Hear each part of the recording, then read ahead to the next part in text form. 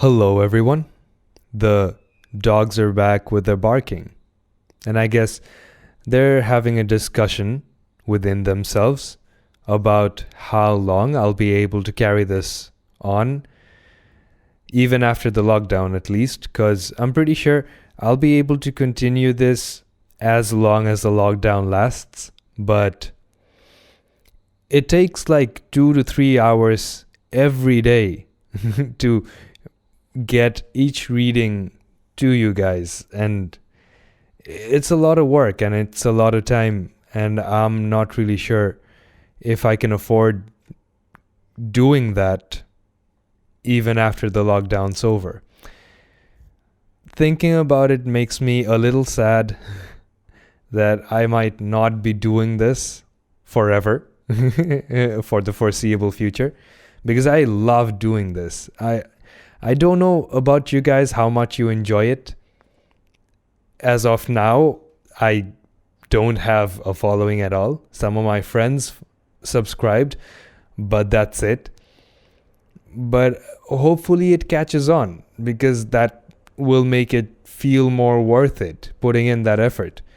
But even after that, I'm not really sure whether or not I can actually continue putting in that effort after the lockdown's over and we resume our day-to-day lives again.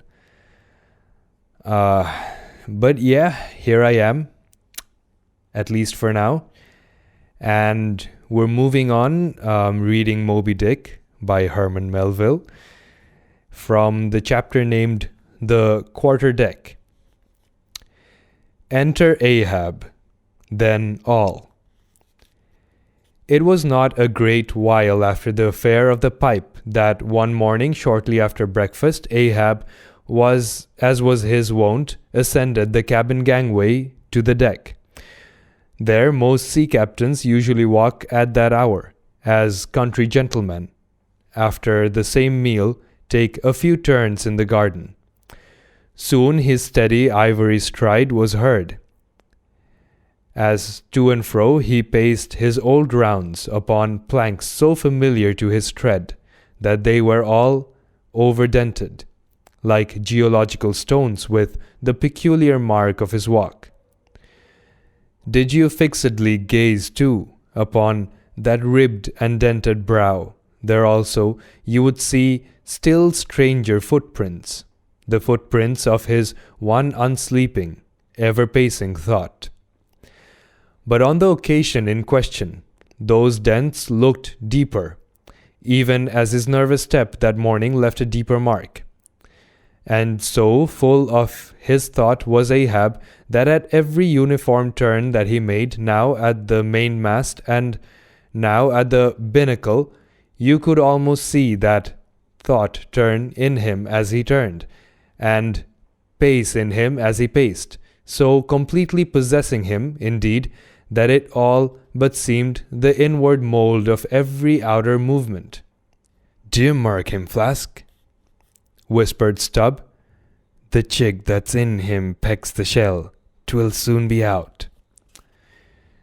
The hours wore on. Ahab now shut up within his cabin, anon pacing the deck with the same intense bigotry of purpose in his aspect. It drew near the close of day. Suddenly he came to a halt by the bulwarks, and inserting his bone leg into the auger hole there, and with one hand grasping a shroud, he ordered Starbuck to send everybody aft. "Sir," said the mate, astonished at an order seldom or never given on shipboard except in some extraordinary case. "Send everybody aft," repeated Ahab. "Mastheads there. Come down." When the entire ship's company were assembled, and with curious and not wholly unapprehensive faces, were eyeing him, for he looked not unlike the weather horizon when a storm is coming, Ahab, after rapidly glancing over the bulwarks and then darting his eyes among the crew, started from his standpoint, and as though not a soul were nigh him, resumed his heavy turns upon the deck. With bent head and half-slouched hat he continued to pace, unmindful of the wondering whispering among the men, till Stubb cautiously whispered to Flask that Ahab must have summoned them there for the purpose of witnessing a pedestrian feat. But this did not last long. Vehemently pausing, he cried, "What do you do when you see a whale, men?"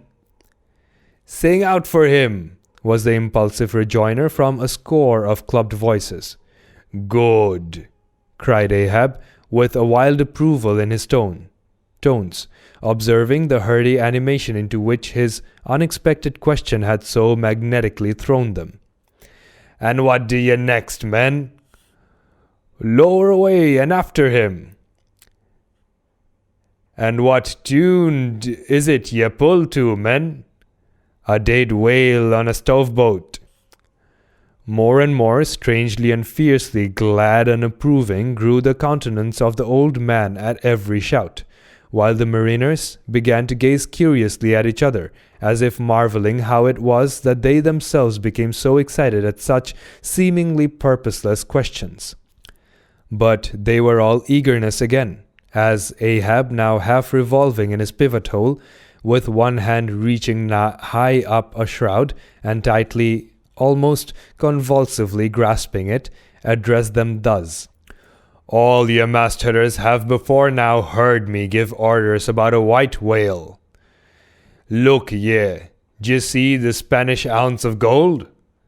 Holding up a broad bright coin to the sun. "It is a $16 piece, men. D'ye see it? Mr. Starbuck, hand me yon top maul."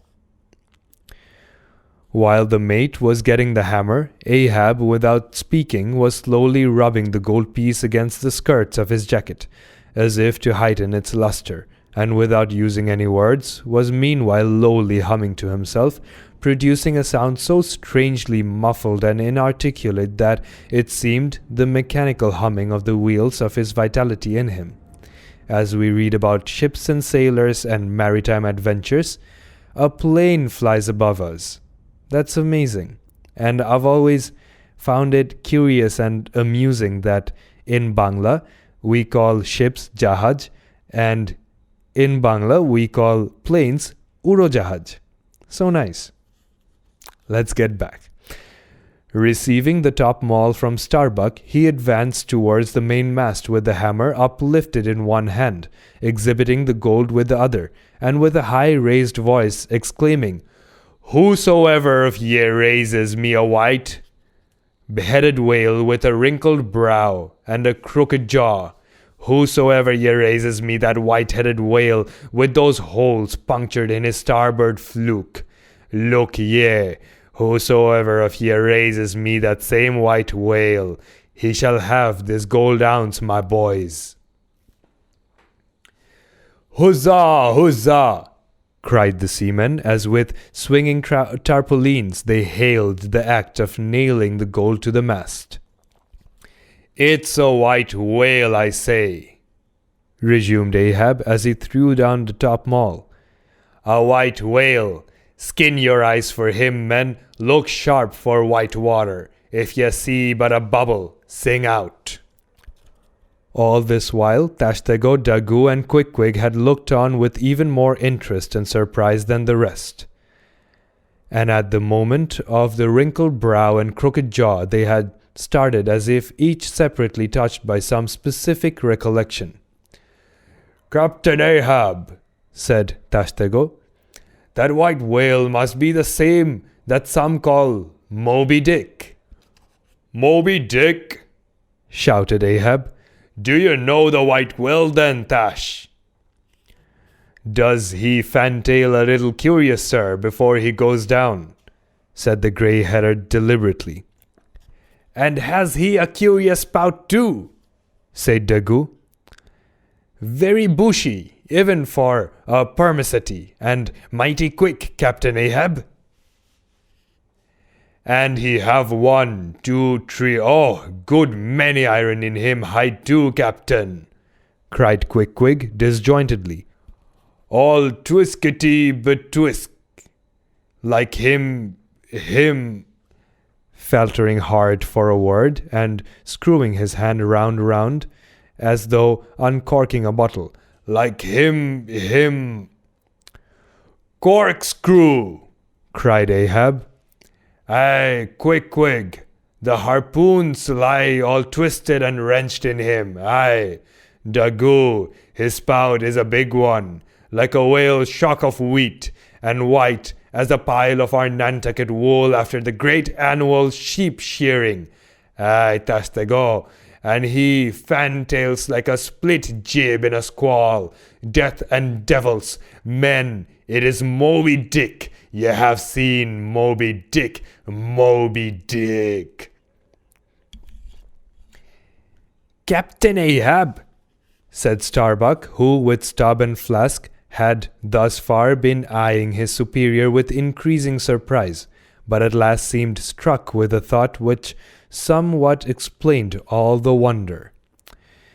"Captain Ahab, I have heard of Moby Dick, but it was not Moby Dick that took off thy leg." "Who told thee that?" cried Ahab, then pausing. "Hey, Starbuck, hey, my hearties all around. It was Moby Dick that dismasted me. Moby Dick that brought me to this dead stump I stand on now. Aye. He shouted with a terrific loud animal sob, like that of a heart-stricken moose. Aye. It was that accursed white whale that raised me, made a poor pegging lubber of me for ever and a day. Then tossing both arms with measureless imprecations, he shouted out, Aye, and I'll chase him around Good Hope, and round the Horn, and round the Norway Maelstrom, and round perdition's flames before I give him up. And this is what ye have shipped for, men, to chase that white whale on both sides of land and over all sides of the earth, till he spouts black blood and rolls fin out. What say ye, men? Will ye splice hands on it now? I think ye do look brave. Aye, shouted the harpooneers and seamen, running closer to the excited old man. A sharp eye for the white whale, a sharp lance for Moby Dick. God bless ye. He seemed to half sob and half shout.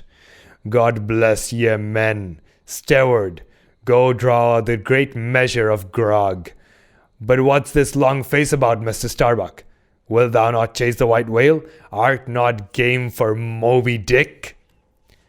I am game for his crooked jaw, and for the jaws of death too, Captain Ahab, if it fairly comes in the way of the business we follow. But I came here to hunt whales, not my commander's vengeance. How many barrels will thy vengeance yield thee, even if thou gettest it, Captain Ahab?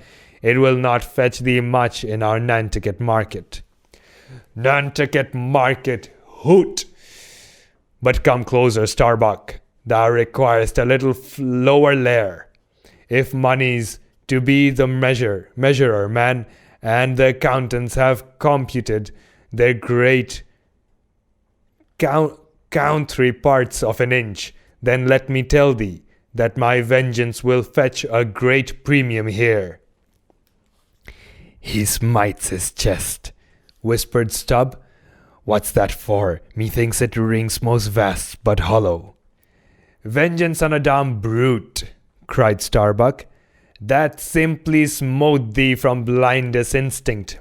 Madness, to be enraged with a dumb thing, Captain Ahab, seems blasphemous. Hark ye yet again, the little lower lair. All visible objects, man, are but as pasteboard's masks. But in each event in the living act, the undoubted deed, there some unknown, but still reasoning thing puts forth the mouldings of its features from behind the unreasoning mask. If man will strike through the mask. How can the prisoner reach outside except by thrusting through the wall? To me, the white whale is that wall. Shove near to me. Sometimes I think there's naught beyond. But 'tis enough. He tasks me, he heaps me. I see in him outrageous strength, with an inscrutable malice I knewing it.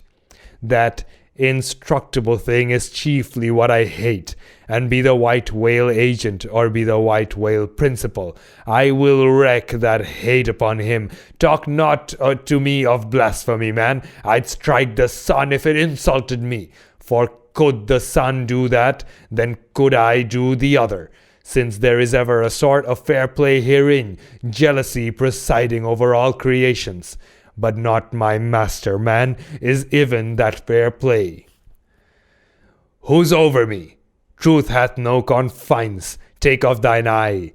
More intolerable than fiends' glarings is a doltish stare. So, thou reddenest and palest, my heat has melted thee to anger glow. But look ye, Starbuck, what is said in heat, that thing unsays itself. There are men from whom warm words are small indignity. I meant not to incense thee. Let it go. Look, see yonder Turkish cheeks of spotted tawn living, breathing pictures painted by the sun. The pagan leopards and unrecking and unworshipping things that live and sick, and give no reason for the torrid life they feel. The crew, man, the crew. Are they not one and all with Ahab in this matter of the whale? See Stubb, he laughs. See yonder Chilean, he snorts to think of it. Stand up amid the general hurricane, thy one-tossed sapling cannot. Starbuck, and what is it? Reckon it. 'Tis but to help strike a fin. No wondrous feat for Starbuck. What is it more? From this one poor hunt, then, the best lance out of all Nantucket, surely he will not hang back, when every foremast hand has clutched a whetstone. Ah, constraining sees thee, I see. The billow lifts thee. Speak, but speak. Aye, thy silence then, that voices thee aside. Something shot from my dilated nostrils. He has inhaled it in his lungs. Starbuck now is mine. Cannot oppose me now without rebellion. God keep me, keep us all, murmured Starbuck lowly. But in his joy at the enchanted tacit acquiescence of the mate, Ahab did not hear his foreboding invocation, nor yet the low laugh from the hold, nor yet the presaging vibrations of the winds in the cordage, nor yet the hollow flap of the sails against the masts. As for a moment their hearts sank in, for again Starbuck's downcast eyes lighted up with the stubbornness of life. The subterranean laugh died away. The winds blew on, the sails filled out, the ship heaved and rolled as before. Ah, ye admonitions and warnings, why stay ye not when ye come? But rather are ye predictions than warnings, ye shadows. Yet not so much predictions from without as verifications of the foregoing things within. For with little external to constrain us, the innermost necessities in our being, these still drive us on. The measure, cried Ahab, receiving the brimming pewter, and turning to the harpooneers, he ordered them to produce their weapons. Then, ranging them before him near the capstan, with their harpoons in their hands, while his three mates stood at his side with their lances, and the rest of the ship's company formed a circle around the group, he stood for an instant, searchingly eyeing every man of his crew. But those wild eyes met his, as the bloodshot eyes of the prairie wolves meet the eye of the leader, ere he rushes on at their heads in the trail of the bison. But alas, only to fall into the hidden snare of the Indian. "Drink and pass," he cried, handing the heavy, charged falcon to the nearest seaman. "The crew alone now drink. Round with it, round. Short draughts, long swallows, men. 'Tis hot as Satan's hoof. So it goes around excellently. It spiralizes in ye, forks out at the serpent's snapping eye. Well done, almost drained. That way it went, this way it comes. Hand it me, here's a hollow. Men, ye sim the years, so brimming life is gulped and gone. Steward, refill. Attend now, my braves, I have mustered ye all around this capstan, and ye mates, flank me with your lances, and ye harpooneers, stand there with your irons, and ye stout mariners, ring me in, and I may in some sort revive a noble custom of my fisherman fathers before me. O men, you will yet see that. Ha! Boy, come back? Bad pennies, come not sooner. Hand it me. Why now the disputer had run brimming again. Were't not thou Saint Vitus's imp? Away, thou og. Advance, ye mates. Cross your lances full before me. Well done. Let me touch the axis. So saying, with extended arm he grasped the three level, radiating lances at their cross center. While doing so, suddenly and nervously twitched them. Meanwhile glancing intently from Starbuck to Stubb, from Stubb to Flask, it seemed as though by some nameless interior volition he would fain have shocked into them the same fiery emotion accumulated within the laden jar of his own magnetic life. The three mates quailed before his strong, sustained, and mystic aspect. Stubb and Flask looked sideways from him. The honest eye of Starbuck fell downright. In vain, cried Ahab, but maybe 'tis well, for did ye three but once take the full forced shock, then mine own electric thing that had perhaps expired from out me. Perchance too it would have dropped ye dead, perchance ye needed not. Down lances. And now, ye mates, I do appoint ye 3 cupbearers to my 3 pagan kinsmen here. Yon 3 most honorable gentlemen and noblemen, my valiant harpooneers. Disdain the task? What when the great Pope washes the feet of beggars using his tiara for ewer? O my sweet cardinals, your own condescension, that shall bend ye to it. I do not order ye, ye will it. Cut your seizings and draw the poles, ye harpooneers. Silently obeying the order, the 3 harpooneers now stood with the detached iron part of their harpoons, some 3 feet long, held barbs up before him. Stab me not with that keen steel. Cant them over. Know ye not the goblet end? Turn up the socket. So now, ye cupbearers, advance. The irons take them. Hold them while I fill. Forthwith, slowly going from one officer to the other, he brimmed the harpoon sockets with the fiery waters from the pewter. Now 3 to 3 ye stand. Commend the murderous chalices. Bestow them, ye who are now made parties to the insoluble league. Ha, Starbuck! But the deed is done. Yon ratifying sun now awaits to sit upon it. Drink, ye harpooneers, drink and swear, ye men, that men the deathful wheelboats bow. Death to Moby Dick! God hunt us all, if we do not hunt Moby Dick to his death.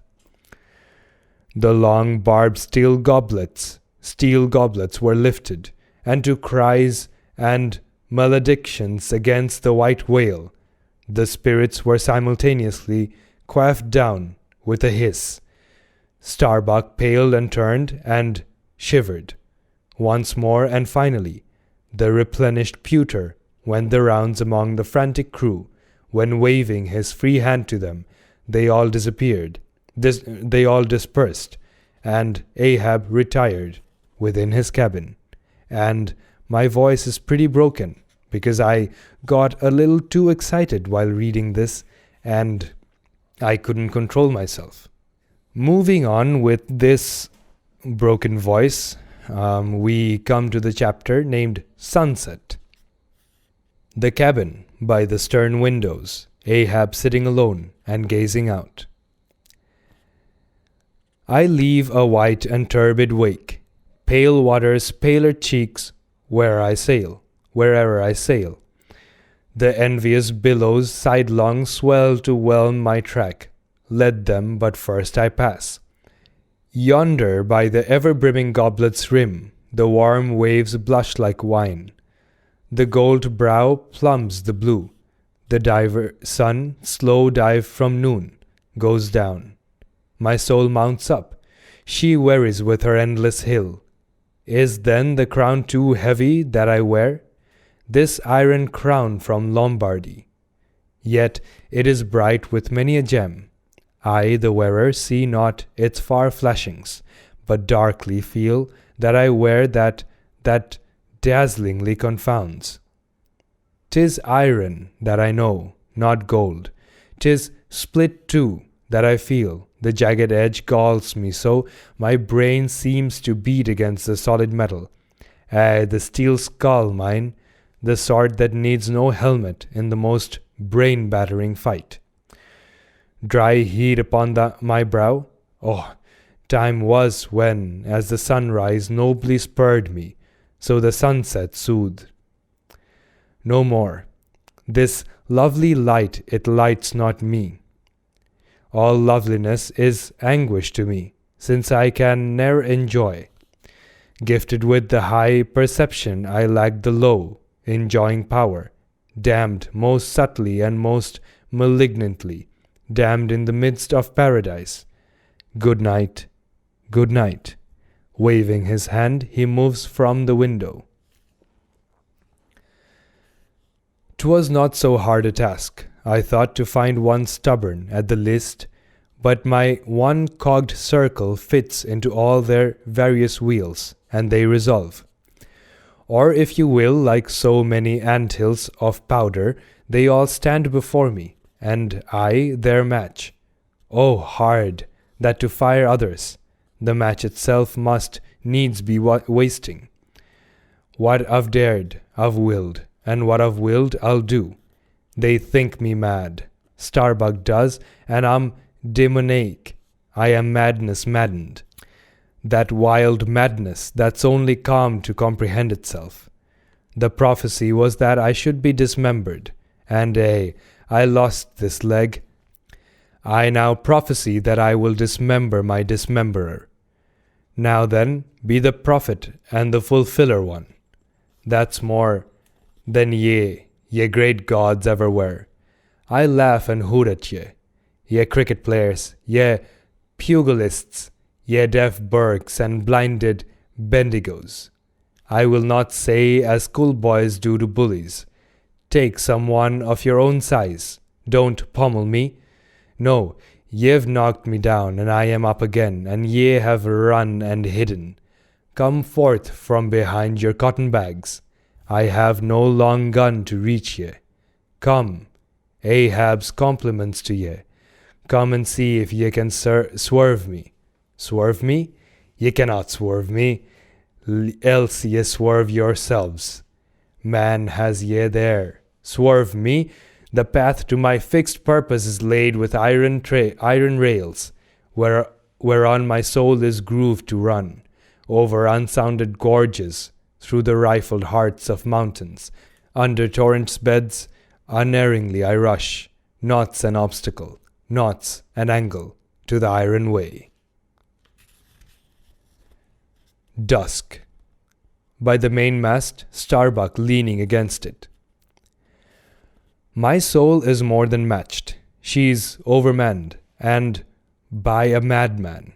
Insufferable sting, that sanity should ground arms on such a field. But he drilled deep down, and blasted all my reason out of me. I think I see this impious end, but feel that I must help him to it. Will I, nill I, the ineffable thing has tied me to him, tows me with a cable I have no knife to cut. Horrible old man, who's over him, he cries. He would be a Democrat to all above. Look how he lords it over all below. Oh, I plainly see my miserable office, to obey, rebelling, and, worse yet, to hate with touch of pity. For in his eyes I hear some lurid woe shrivel me up, had I it. Yet is there hope, time and tide flow wide. The hated whale has the round watery world to swim in, as the small goldfish has its glassy globe. His heaven, insulating purpose, God may wedge aside. I would up heart, were it not like lead. But my whole clock's run down, my heart the all-controlling weight. I have no key to lift again. A burst of revelry from the forecastle.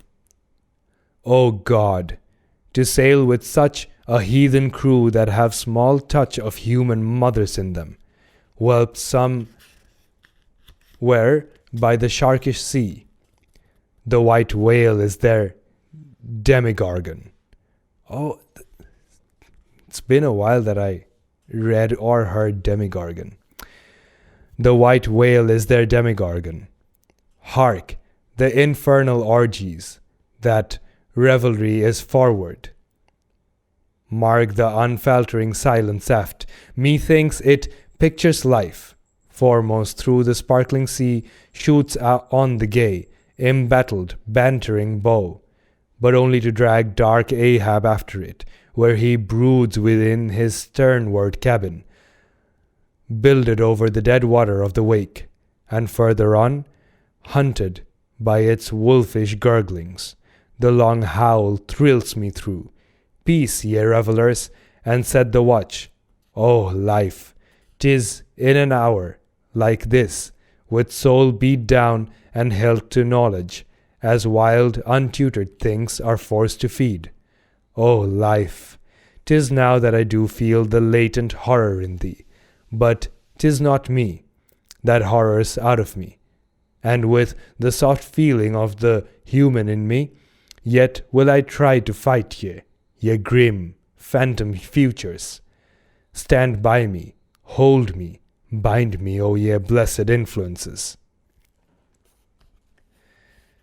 First Night Watch. Foretop, stub, solace, and mending a brace. The book kind of turned into a play sort of a thing. Not totally a play, but interesting. Ha, ha, ha, ha, hem, clear my throat. I've been thinking over it ever since, and that ha has the final consequence. Why so? Because a laugh's the wisest, easiest answer to all that's queer.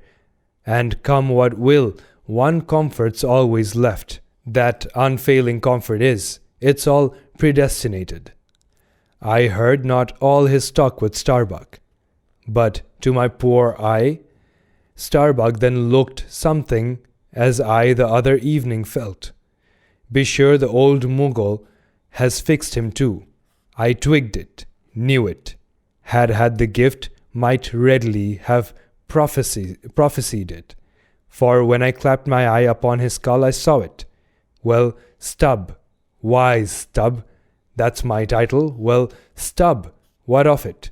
Stubb? Here's the carcase. I know not all that may be coming, but be it what it will, I'll go to it laughing. Such a waggish leering as lurks in all your horribles. I feel funny. Fa la, liras kira. What's my juicy little peer at home doing now? Crying its eyes out? Giving a party to the last arrived harpooneers, I dare say, gay as a frigate's pennant. And so am I. Fa la, liras kira, oh.